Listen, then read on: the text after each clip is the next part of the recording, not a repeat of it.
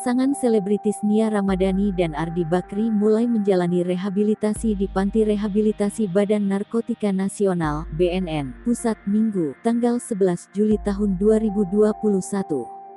Hal itu dilakukan setelah hasil asesmen terkait pengajuan rehabilitasi yang dilayangkan Nia dan Ardi Bakri disetujui. Kasat Narkoba Polres Jakarta Pusat Kompol Indrawieni Panjioga mengatakan, saat ini pasangan suami istri itu sudah dibawa ke BNN Pusat sejak pagi kemarin.